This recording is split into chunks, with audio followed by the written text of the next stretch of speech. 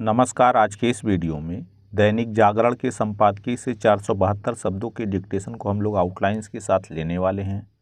अगर आपको इस डिक्टेशन के आउटलाइंस की ज़रूरत है तो आप हमारे शॉर्ट हैंड टीम ऐप को प्ले स्टोर से डाउनलोड कर सकते हैं। और अगर आपको इस डिक्टेशन के PDF की ज़रूरत है तो आप हमारे टेलीग्राम ग्रुप को ज्वाइन कर लें। लिंक इसी वीडियो के ठीक नीचे डिस्क्रिप्शन बॉक्स में आपको मिल जाएगा। इस डिक्टेशन को हम लोग 3 अलग अलग स्पीड में लेंगे। पहली बार में 70 की स्पीड में, दूसरी बार में 80 की स्पीड में, तो तीसरी और आखिरी बार में इसी डिक्टेशन को हम लोग 90 की स्पीड में लेने वाले हैं। तो 70 की स्पीड में आपका डिक्टेशन स्टार्ट होगा।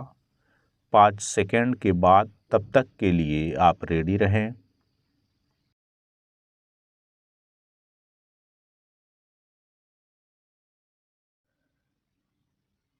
स्टार्ट।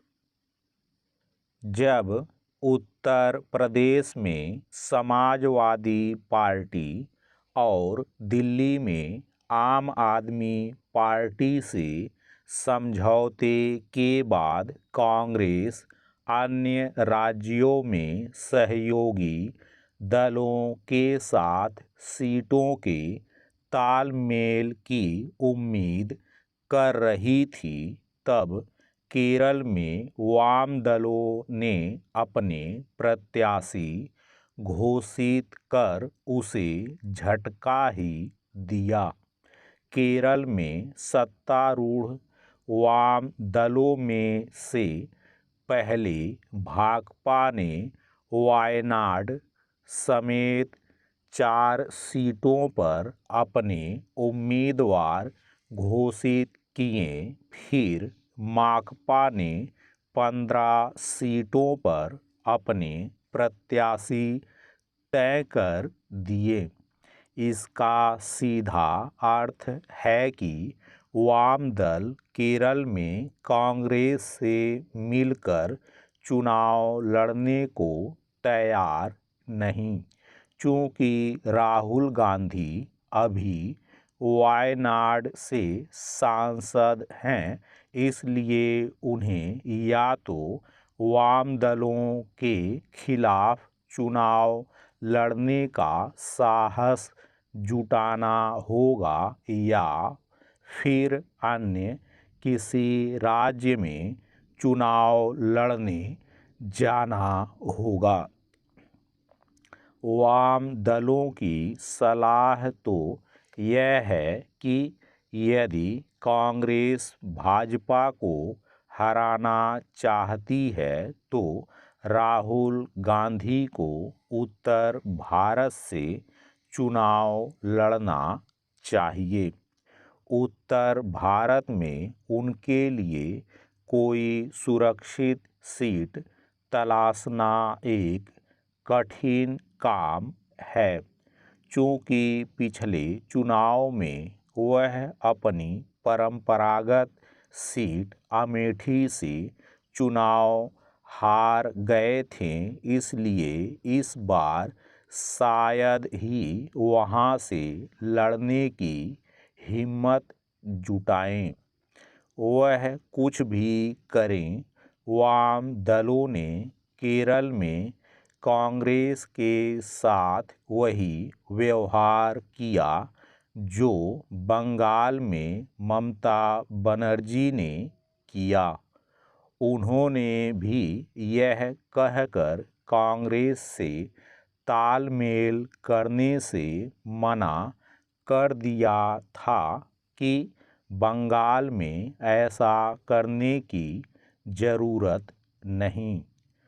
उनके इनकार का एक कारण यह भी रहा कि बंगाल में कांग्रेस वाम दलों से मिलकर चुनाव लड़ने को तैयार थी और उन्हें ये दल फूटी आँख नहीं सुहाते। कठिनाई यह है कि बंगाल में वाम दल ऐसी स्थिति में नहीं कि कांग्रेस की नया पार लगा सके।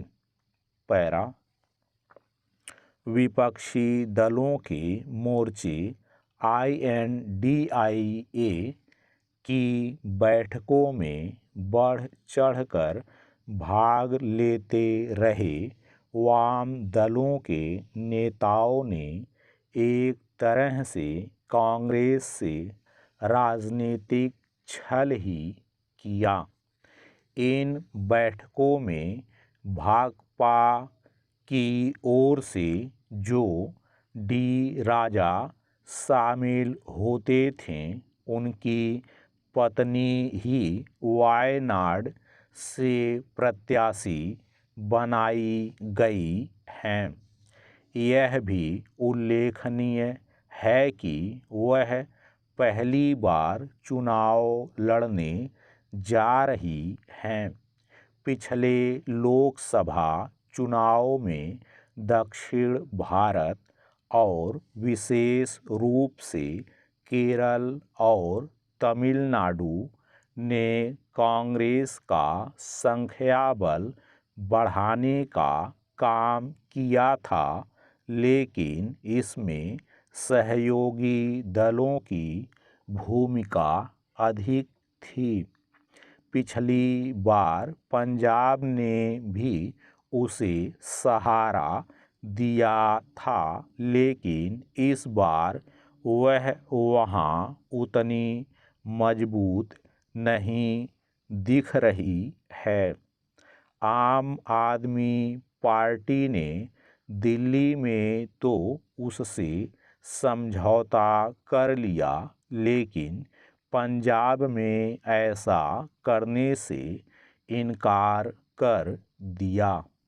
आश्चर्य की बात यह है कि कांग्रेस ने पंजाब में आम आदमी पार्टी से कुछ पाए बिना दिल्ली में उससे समझौता करना पसंद किया।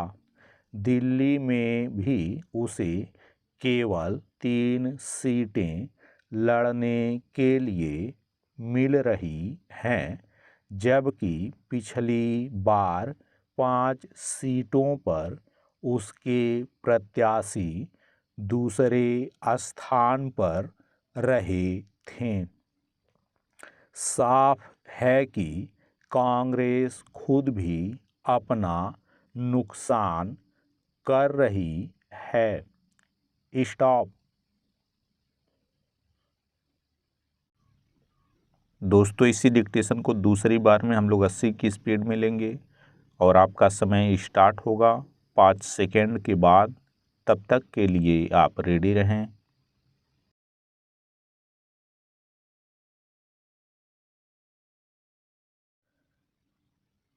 स्टार्ट। जब उत्तर प्रदेश में समाजवादी पार्टी और दिल्ली में आम आदमी पार्टी से समझौते के बाद कांग्रेस अन्य राज्यों में सहयोगी दलों के साथ सीटों के तालमेल की उम्मीद कर रही थी, तब केरल में वाम दलों ने अपने प्रत्याशी घोषित कर उसे झटका ही दिया। केरल में सत्तारूढ़ वाम दलों में से पहले भाकपा ने वायनाड समेत 4 सीटों पर अपने उम्मीदवार घोषित किए। फिर माकपा ने 15 सीटों पर अपने प्रत्याशी तय कर दिए। इसका सीधा अर्थ है कि वाम दल केरल में कांग्रेस से मिलकर चुनाव लड़ने को तैयार नहीं। चूंकि राहुल गांधी अभी वायनाड से सांसद हैं, इसलिए उन्हें या तो वाम दलों के खिलाफ चुनाव लड़ने का साहस जुटाना होगा या फिर अन्य किसी राज्य में चुनाव लड़ने जाना होगा। वाम दलों की सलाह तो यह है कि यदि कांग्रेस भाजपा को हराना चाहती है तो राहुल गांधी को उत्तर भारत से चुनाव लड़ना चाहिए। उत्तर भारत में उनके लिए कोई सुरक्षित सीट तलाशना एक कठिन काम है, चूँकि पिछले चुनाव में वह अपनी परंपरागत सीट अमेठी से चुनाव हार गए थे, इसलिए इस बार शायद ही वहां से लड़ने की हिम्मत जुटाएं। वह कुछ भी करें, वाम दलों ने केरल में कांग्रेस के साथ वही व्यवहार किया जो बंगाल में ममता बनर्जी ने किया।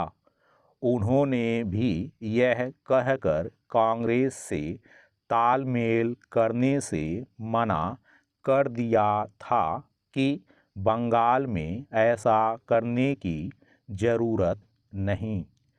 उनके इनकार का एक कारण यह भी रहा कि बंगाल में कांग्रेस वाम दलों से मिलकर चुनाव लड़ने को तैयार थी और उन्हें ये दल फूटी आँख नहीं सुहाते। कठिनाई यह है कि बंगाल में वाम दल ऐसी स्थिति में नहीं कि कांग्रेस की नया पार लगा सके। पैरा विपक्षी दलों के मोर्चे INDIA की बैठकों में बढ़ चढ़कर भाग लेते रहे वाम दलों के नेताओं ने एक तरह से कांग्रेस से राजनीतिक छल ही किया। इन बैठकों में भाकपा की ओर से जो डी राजा शामिल होते थे, उनकी पत्नी ही वायनाड से प्रत्याशी बनाई गई हैं। यह भी उल्लेखनीय है कि वह पहली बार चुनाव लड़ने जा रही हैं। पिछले लोकसभा चुनाव में दक्षिण भारत और विशेष रूप से केरल और तमिलनाडु ने कांग्रेस का संख्याबल बढ़ाने का काम किया था, लेकिन इसमें सहयोगी दलों की भूमिका अधिक थी। पिछली बार पंजाब ने भी उसे सहारा दिया था, लेकिन इस बार वह वहां उतनी मजबूत नहीं दिख रही है। आम आदमी पार्टी ने दिल्ली में तो उससे समझौता कर लिया, लेकिन पंजाब में ऐसा करने से इनकार कर दिया। आश्चर्य की बात यह है कि कांग्रेस ने पंजाब में आम आदमी पार्टी से कुछ पाए बिना दिल्ली में उससे समझौता करना पसंद किया। दिल्ली में भी उसे केवल 3 सीटें लड़ने के लिए मिल रही हैं, जबकि पिछली बार 5 सीटों पर उसके प्रत्याशी दूसरे स्थान पर रहे थे। साफ है कि कांग्रेस खुद भी अपना नुकसान कर रही है। स्टॉप। दोस्तों, इसी डिक्टेशन को तीसरी और आखिरी बार में हम लोग 90 की स्पीड में लेंगे और आपका समय स्टार्ट होगा 5 सेकंड के बाद। तब तक के लिए आप रेडी रहें।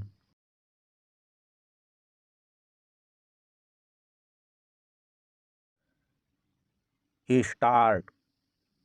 जब उत्तर प्रदेश में समाजवादी पार्टी और दिल्ली में आम आदमी पार्टी से समझौते के बाद कांग्रेस अन्य राज्यों में सहयोगी दलों के साथ सीटों के तालमेल की उम्मीद कर रही थी, तब केरल में वाम दलों ने अपने प्रत्याशी घोषित कर उसे झटका ही दिया। केरल में सत्तारूढ़ वाम दलों में से पहले भाकपा ने वायनाड समेत 4 सीटों पर अपने उम्मीदवार घोषित किए। फिर माकपा ने 15 सीटों पर अपने प्रत्याशी तय कर दिए। इसका सीधा अर्थ है कि वाम दल केरल में कांग्रेस से मिलकर चुनाव लड़ने को तैयार नहीं।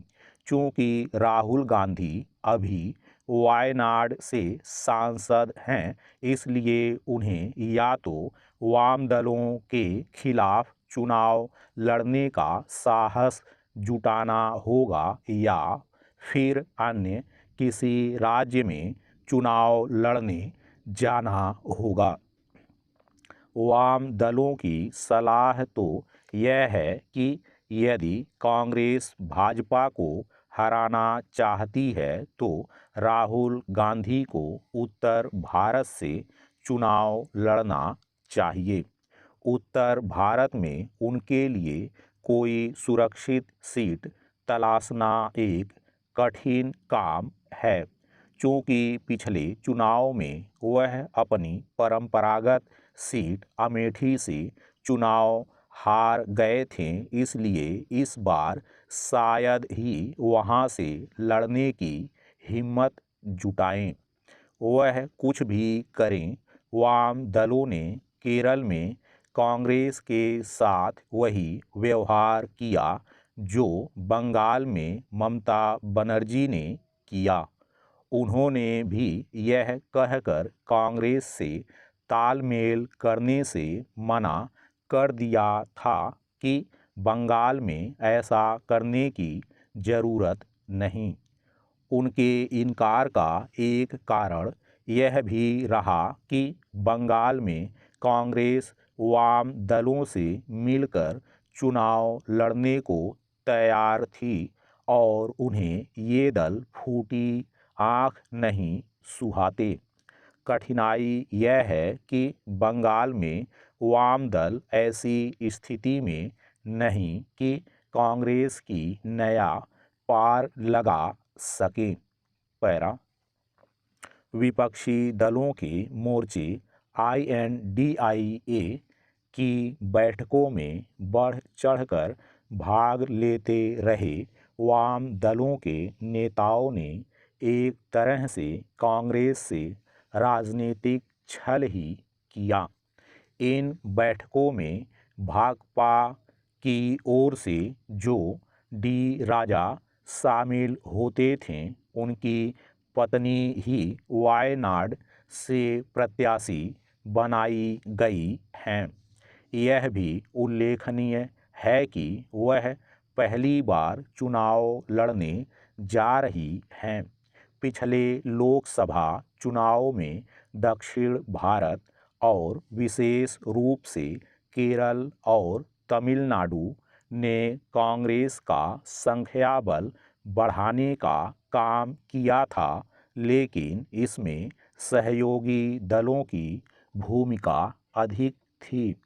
पिछली बार पंजाब ने भी उसे सहारा दिया था, लेकिन इस बार वह वहां उतनी मजबूत नहीं दिख रही है। आम आदमी पार्टी ने दिल्ली में तो उससे समझौता कर लिया, लेकिन पंजाब में ऐसा करने से इनकार कर दिया। आश्चर्य की बात यह है कि कांग्रेस ने पंजाब में आम आदमी पार्टी से कुछ पाए बिना दिल्ली में उससे समझौता करना पसंद किया। दिल्ली में भी उसे केवल 3 सीटें लड़ने के लिए मिल रही हैं, जबकि पिछली बार 5 सीटों पर उसके प्रत्याशी दूसरे स्थान पर रहे थे। साफ है कि कांग्रेस खुद भी अपना नुकसान कर रही है। स्टॉप।